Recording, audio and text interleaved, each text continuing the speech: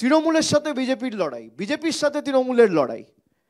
আপনারা আমাদের আক্রমণ করুন, সভা মঞ্চে যারা বসে আছে তাদের আক্রমণ করুন।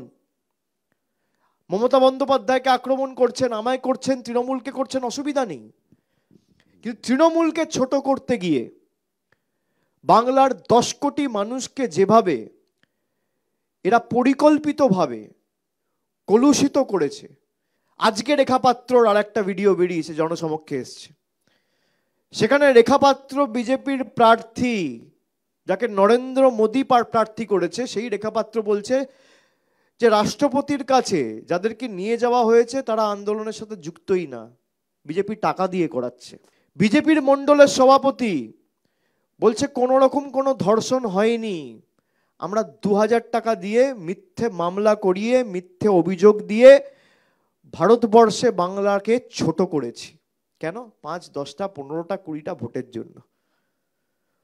আপনি ভাবতে পারেন একটা রাজনৈতিক দল এতটা নিচে নামতে পারে, এতটা নির্লজ্জ, এতটা নিকৃষ্ট হতে পারে যে টাকার বিনিময়ে মহিলাদের সম্ভ্রম, যারা নিজেদের রাজনৈতিক স্বার্থ চরিতার্থ করতে, দিল্লির তল্পিবাহকতা করতে, বাংলার 10 কোটি মানুষকে দেশের 140 কোটি মানুষের কাছে ছোট করেছে, তাদেরকে প্রকৃত শিক্ষা দেওয়ার নির্বাচন এই আগামী 13 তারিখের নির্বাচন। আমরা সংবাদ মাধ্যমের থেকে জানতে পারলাম যে রাষ্ট্রপতি ম্যাডামের কাছে সন্দেশখালীর কিছু নির্যাতিতা মহিলাকে নিয়ে যাওয়া হয়েছে। তাহলে আমরা কারা? আমরা তো সবাই সন্দেশখালী আন্দোলন বা নির্যাতিতা, আমরা সবাই তো গেছিলাম প্রধানমন্ত্রী PM স্যারের সাথে দেখা করতে। তাহলে আমাদেরকে ছাড়া রাষ্ট্রপতি ম্যাডামের কাছে কারা গেল? আমরা তাহলে কারা? অনুপ দাস, খবর পেয়েছি যে অনুপ দাস নিয়ে গেছেন। অনুপ দাস তো ভিতরে ভিতরে শিবুর কাছ থেকে মাস গেলে 10,000 টাকা করে শিবুর হাজারের কাছ থেকে মাস গেলে পয়সা নিত।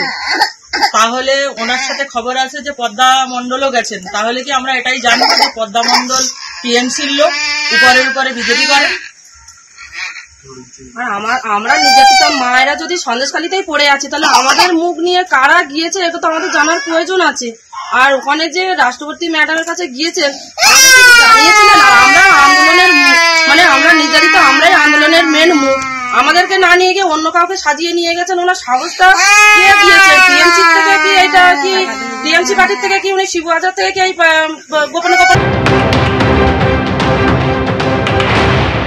No comment. এই মুহূর্তে আমি কোনো প্রশ্ন উত্তর দিতে পারবো না।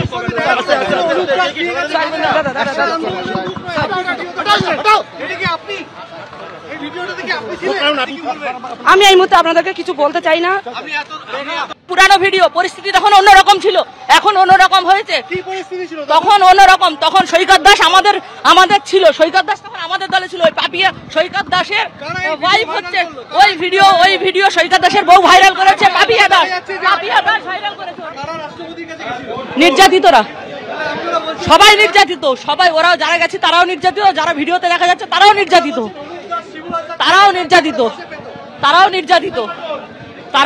সবাই নির্যাতিত।